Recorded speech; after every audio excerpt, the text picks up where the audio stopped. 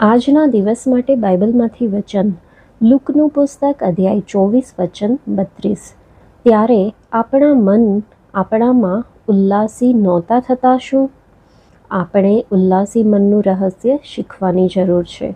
ઈસુ એકાએક આપણી સામે આવે છે ત્યારે આપણો ઉત્સાહ પ્રજ્વલિત થઈ ઉઠે છે અને આપણને અદ્ભુત દર્શન પ્રાપ્ત થાય છે.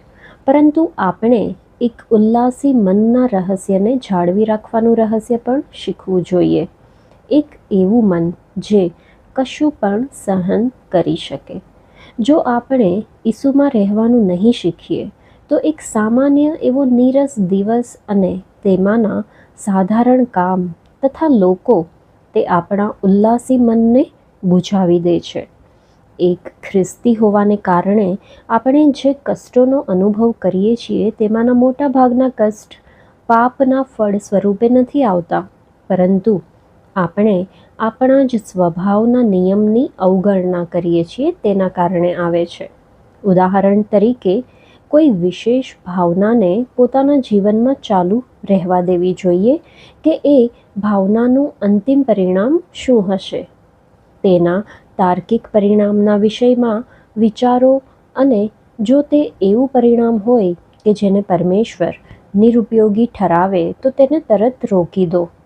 પરંતુ જો કોઈ એવી ભાવના છે જે પરમેશ્વરના આત્માને સળગાવી છે અને તમે તેને પોતાના જીવનમાં કામ નથી કરવા દેતા, તો પરમેશ્વર જે સ્તર પર ઈચ્છે છે તેનાથી નીચલા સ્તર પર તેની પ્રતિક્રિયા થશે.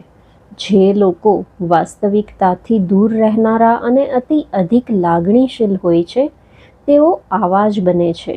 જો ભાવનાઓ કે લાગણીઓને ઈચ્છા મુજબના સ્તરે અમલમાં લાવવામાં ન આવે તો લાગણીઓ જેટલી વધુ ઊંચી તેટલું જ ભ્રષ્ટતાનું સ્તર ઊંડું હોય છે.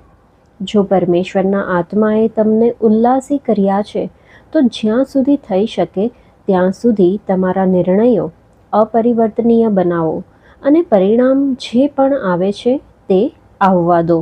આપણે રૂપાંતરના પહાડ પર હંમેશા રહી શકતા નથી, પરંતુ ત્યાં જે પ્રકાશ આપણે પ્રાપ્ત કર્યો છે તેને આધીન થઈને તે મુજબ આપણે ચાલવું જોઈએ.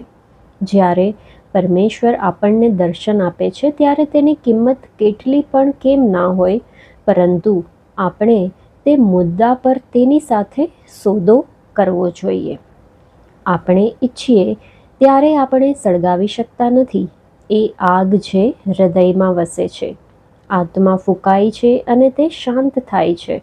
રહસ્યમાં આપણો આત્મા રહે છે, પરંતુ આંતરસૂઝના સમયોમાં ઈચ્છેલા કાર્યો દુઃખના સમયો દ્વારા પૂરા થઈ શકે છે.